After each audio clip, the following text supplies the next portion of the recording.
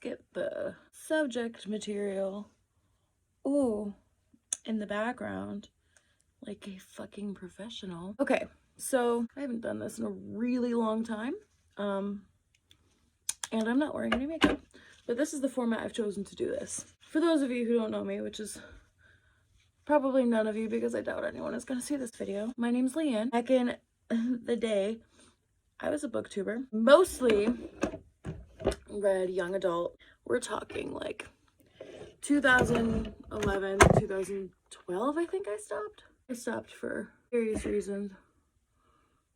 Number one being that I went to college. My dog is here as well. Hello. Do you want to say hi?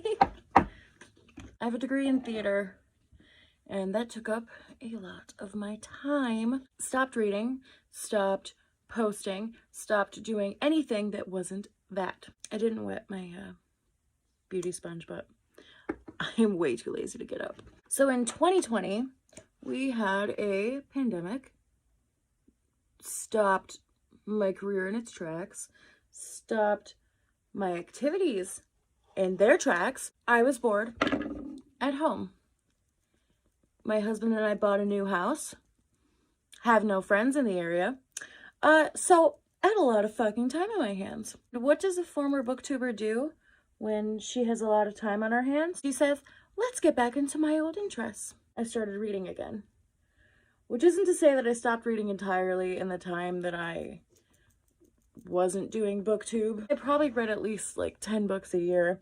My Goodreads would give me this information, but I'm vastly lazy and won't look it up. So during my time as a young adult 2012 booktuber, I amassed a rather large collection of books and didn't read all of them. Some of them I did not spend my own money on, to be fair. I was a teenager. My parents bought them for me, you know, as happens. However, I did spend quite a bit of my own money on them, and I felt it was a shame to have a lot of them sat unread. So over 2020, I read a few young adult books that I had never picked up as a 27-year-old woman. That was rather interesting. But I also decided to pick up Stephen King. My mother, while not a proficient reader herself, was a Stephen King collector in her youth. So I have a rather large collection of first edition classic Stephen King novels. And I thought, let's read them. So in 2020, I first read Misery, followed by It, followed by The Shining, which I literally finished last night. I should preface all of this by saying I had not seen the original It film with Tim Curry, but I had seen the newer ones and rather loved them. I had never seen the film for Misery, and I have not seen The Shining. My husband, who is a film buff, finds the fact that I haven't seen not just The Shining, but any Kubrick film, to my knowledge, rather appalling. Gonna fix that. All of this to say that prior to March 2020, when I picked up Misery, my only exposure to Stephen King was the It remakes, which I quite liked. So I had this expectation going in to these books that I would just be so enthralled and so creeped out and so horrified, and that I would love them because I love horror. I love horror movies. I haven't read a whole lot of horror literature, but I rather love scary movies. And I went into this whole experience thinking, okay, I'm going to read the king of the horror novel, right? Like, I'm just going to be so goddamn educated and so enthralled, and my whole opinion on the genre is going to change, right? Like, I'm going to just love it. I'm going to have the best fucking time of my life. Ooh, that's not what happened. Let me tell you about my experience reading Misery, which of the three, spoiler alert, was my favorite. I started reading Misery just as I found out that I was being laid off from my job because of COVID, which put me in a certain mindset that was rather bleak, quite dismal, and hating the world. So let's read a horror book, know what I'm saying? I started this pandemic thinking that I needed to get back to myself, right? I need to get my shit together. Let's find some joy in this bleak world. So let's read Misery. I think I chose Misery because, as I said, my husband and I just bought a new house and a lot of my books were packed. So I only had like maybe 50 books to pick from. And I had said to myself, I want to read a Stephen King. And I had few to pick from. And my husband said, hey, have you seen the film for Misery? I quite like it. And I said, no, haven't. Should I read it? And he was like, yep. And I said, okay, doing the thing. So March 2020, picked up Misery. I live in upstate New York, really snowy area, on top of being laid off, pretty much was snowed in. Besides quarantined, physically couldn't leave in my car because my car couldn't drive in the snow. Totally stuck in my house. So this, sort of given my whole situation, was kind of ideal, and I was able to fully relate to Paul Sheldon's situation. You know, it was all like, I can't leave, he can't leave, we're all trapped, let's be trapped together. So, the plot of the book, number one fan kidnaps author, forces the author to fix the problems in his books that she didn't like, tortures him, things. That's all so great and such a good premise, and I found really enjoyable in this book. However, another big aspect of the book is that he is writing a new Misery novel, right? So eventually what starts happening within the novel is excerpts from the writing that he is being made to write is put into the text that you, the reader, are reading. This all would have been fine and dandy if it only happened once, twice. It happens throughout the book, and it is quite frankly deeply uninteresting and boring. Two words that you never want to use to describe any sort of thriller or horror book. And why is it boring to me?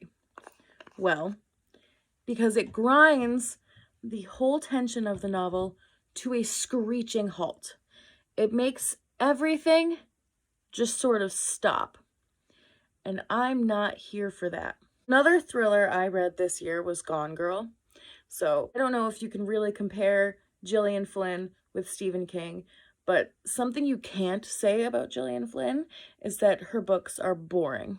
Ultimately, I ended up rating Misery like a 3.5, maybe more like a 4-star. But I confess, all of the excerpts of the Misery novel, I started skimming, and then I turned from skimming to actually just skipping the pages, seeing that it was an excerpt from Misery, turning the page, not even glancing at it. That's how much I didn't care about that. If you were to take out all of those clips from the Misery novels, that book would have been so much better and so much more thrilling. Pace is everything to me. I don't know if it's because I work in theater, and in theater I learned about stakes, and you want the stakes to be high, especially in a thriller. The stakes have to be high. Something is on the line here, and it's a life, right? So as a reader who is trying to be entertained, I need those stakes to remain high. On a complete sidebar, this photo of him is hilarious. I left my experience of Misery feeling positive to lukewarm about Stephen King. Not great, not terrible, it's fine. But I'm intrigued. And I know about myself that I really, really loved It Chapters 1 and 2, in particular It Chapter 1. I think It Chapter 1 is one of the greatest movies I've ever seen. I don't know, I just think it's really great. So I decided, let's read it. You aren't going anywhere, Leanne. You have nothing to do. Read the huge novel. So I did. And I, of course, had expectations. I think the thing that intrigues me about that story is the concept of childhood. Now, I'm at a really interesting point in my own life. I'm 27 years old. My 2-year wedding anniversary is coming up on Halloween. My husband and I are first-time homeowners. I am doing all of these things that are colloquially adult. Colloquially? Is that the word I want? I don't think that's the word I want, but I'm going with it. That being said, I, more often than not, go through life just feeling like a big old kid. Like, I have no idea what the fuck is going on. And I think most people feel the same. And I think that is why, to me, stories about childhood and the things that have a lot of nostalgia, such as Stranger Things and whatnot, really, really hit home to me at this point in my life right now. And in fact, I think that's why It Chapter 1 is one of my favorite films as an adult. Because a lot of those interactions between the children, to me, are so honest of how children really were. I don't know if that makes any sense, but that's kind of how I feel about it. I have no idea what I'm doing with my eyes, by the way. This is my very first time using the ABH Riviera palette, so I'm fucking around. So I went into reading the novel knowing how much I really loved It Chapter 1 and thought that It Chapter 2 was pretty good. Not great, but pretty good. So I went in kind of assuming about myself that I would really enjoy the aspects with the children, but I don't think I was quite expecting what I got. And what I got was, again, a rather intense feeling of boredom. I was so bored reading it. And out of all of the things that I was expecting, that wasn't it. One of my favorite musicals is called Urinetown. The first song after the overture is called Too Much Exposition. I think that song hits Stephen King on the head. A premise so absurd. Whoa, there, little Sally, not all at once. We'll hear more about the water shortage in the next scene. Oh, I guess you don't want to overload them with too much exposition, huh? Don't. Everything in its time, little Sally. You're too young to understand it now, but nothing can kill a show like too much exposition. How about bad subject matter? Or a bad title even. That could kill a show pretty good. What I learned about Stephen King as a writer while I read it is that the guy fucking loves his exposition. Exposition can be a good thing, right? It makes you really care about these characters. It makes you really care about what's happening. But too much exposition in a horror or thriller takes your pace and puts it into a car crash because it all just stops. The novel did have a few redeeming qualities to me. I really enjoyed all of Beverly's backstory with her father, and even with her abusive husband. I enjoy the psychology of cyclical behavior, and Beverly getting into, an abusive marriage is the definition of cyclical behavior. I enjoyed the Losers Club bonding with each other. I enjoyed all of that. What I learned about Stephen King while reading it, besides his info dumping and his excessive amount of exposition, is also that the guy really enjoys shocking his audience. This will probably surprise no one, especially given the makeup look that I'm doing right now, but I was a scene kid growing up. I am quite familiar with shock, especially shock humor. The thing is about shock, when it comes to comedy, I think it can be a lot more successful. When it comes to a novel written by a grown man who's respected in his field, however, I find it to be tiresome, creepy, just ultimately not needed. The scene with the psychotic kid, whose name I can't remember, where he is with the other bully and they're experimenting sexually, shall we say, and it talks about how they torture puppies and kittens. I get it. You are trying very hard to paint the picture that these two are psychotic. We got that a while ago, and the shock really didn't add anything to what you were saying. I'm gonna do my eyeliner off camera because no. Something that I think Stephen King is pretty good at, despite his use of shock as horror, is imagery. I think his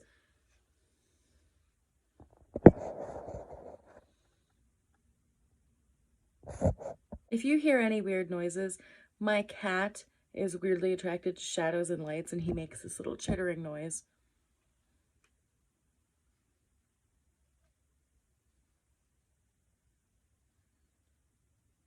My main issue with it, though, is worse than my issue with Misery, because it happens far more excessively. That is that I was bored. Very, very bored. I found myself skimming more than I would have liked. It was boring to the point where I fell asleep while reading the book more than once. I just don't understand.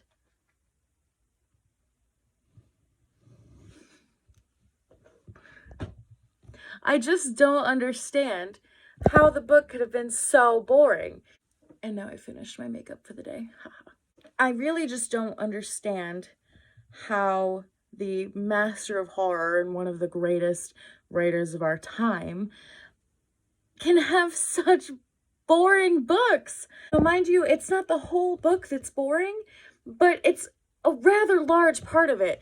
I shouldn't feel the need to skim hundreds of pages. I shouldn't leave a book thinking that could have been half the length, if not less than half the length, and it would have succeeded exactly what it did in over 1,000 pages. And while reading it, I encountered my next issue with King, which a lot of people talk about, and I'm not sure what more I can add to the conversation other than that I agree. His use of slurs goes beyond excessive. It's to the point where it makes the reader incredibly uncomfortable. I understand as well that it's just bad guys or characters you're obviously supposed to feel negatively towards that use these slurs, at least in the books that I've read. I'm gonna have to have a whole bloopers section because of you, my guy. Just because of you.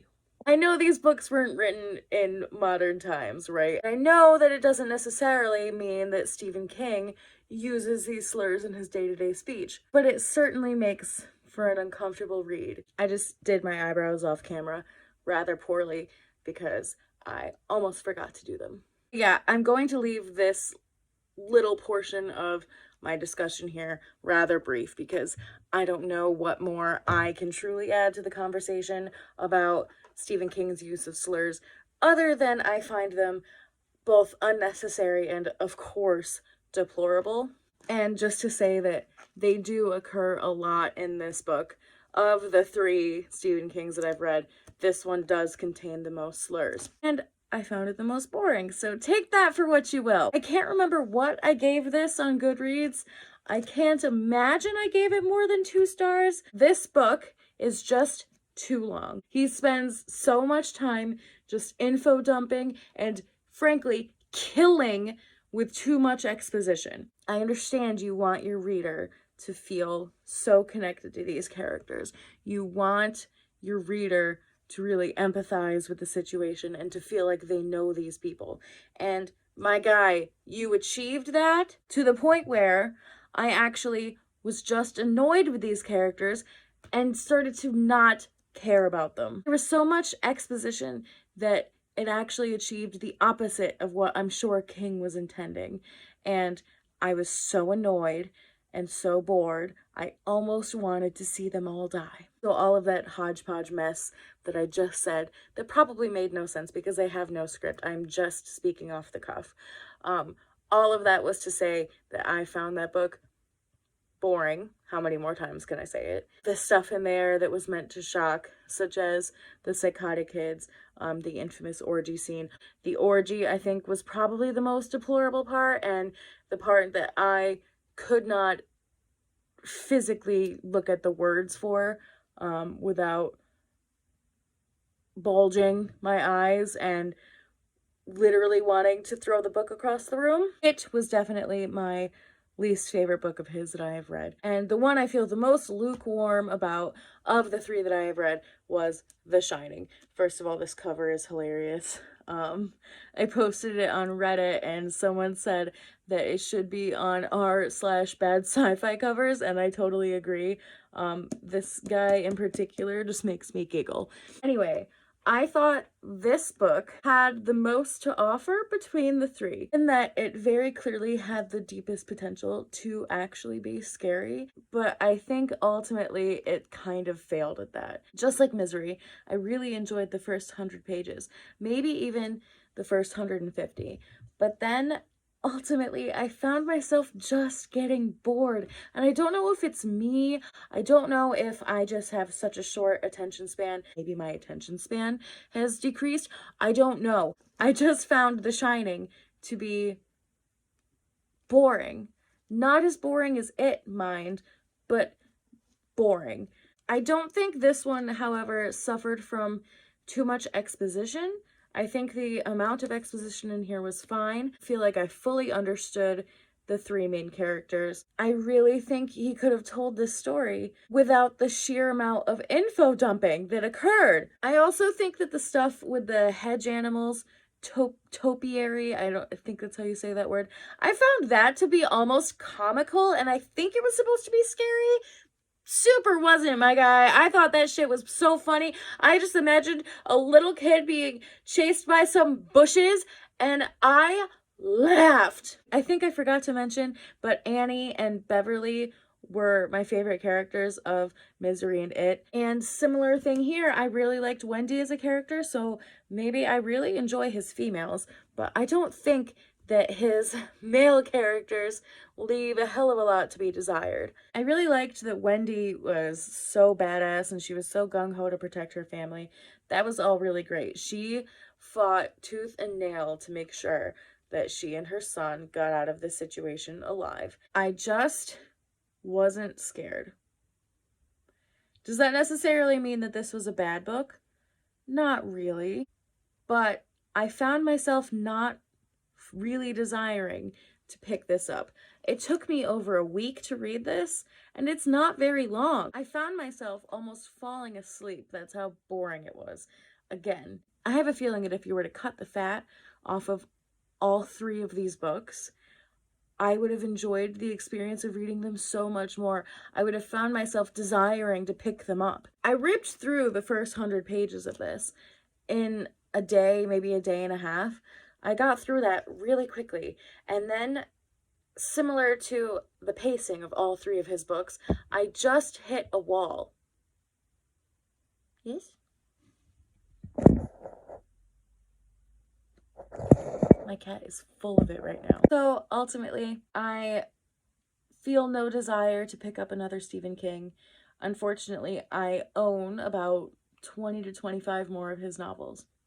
That being said, I don't think you'll catch me reading another one for at least a year. If I were to read another one, there are three that interest me, that being Carrie, Salem's Lot, and Pet Sematary. Those are the three I would be the most likely to pick up, but I feel little to no desire to, and so probably won't for at least a year. I am so disappointed that I didn't like these. Settings vibed with me, the tone vibed with me. It was just the writing and the sheer amount of exposition. How many times can I say the word exposition and boring and info dump in this video? But that is the theme of his writing, I swear. If you really enjoyed these books and his writing and other books of his, that's great. I'm so glad that you did. I wish that I could. I don't know if I just lack empathy, and that's why I didn't even find the books horrific or thrilling. To me, they were just a snooze fest. Tonight, when my husband gets home from work, we're gonna watch the Shining movie. And I'm hoping I will really enjoy it. I think I will. I'm going in with higher expectations. I actually want to see the story played out in a way that won't bore me. Update, I am now watching the Shining film. We'll see how that goes. Okay, so excuse the poor lighting, it's late at night. Just finished watching the Shining film. I quite liked it, but I will give Stephen King this. I liked the way he ended it better. That's it. I can see how Stephen King's stories in a condensed version, such as a film, can be so successful. I also really enjoyed Misery when I watched it, and in fact found the film to be far less brutal than the book, which makes sense. Thank you for watching this video. It was probably such a hot mess. I really felt inclined after my experience of reading these 3 books to talk about it. I used to really enjoy making booktube videos and have recently begun watching booktube videos again.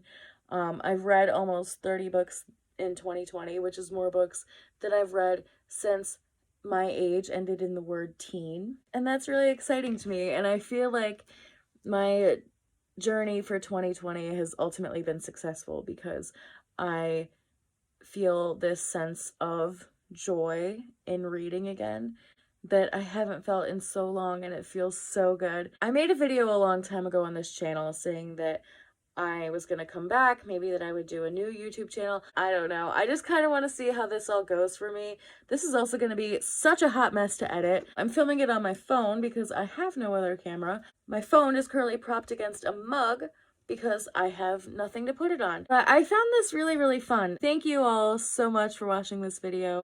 I have some more books that I've read this year that maybe I'll discuss. I finished 2 YA trilogies that had been sitting on my shelf forever. And I've ultimately decided that those books are going to be rehomed. They have no place in my bookshelves. I've also just sort of decided that I don't need excessive objects in my life. If I read a book and decide I don't like it, I don't feel the need to keep it. However, I will be keeping these Stephen Kings because they're classics and they're also my mother's, and so I can't get rid of them. But anyway, thank you guys so much for watching. I'll try to make another video. We'll see how this goes. This was kind of fun, so. I used to end my videos by saying later bitches, but that feels so juvenile and kind of rude, so I'm not gonna do that anymore. Thank you so much for watching. Have a great day, my guy. See you later.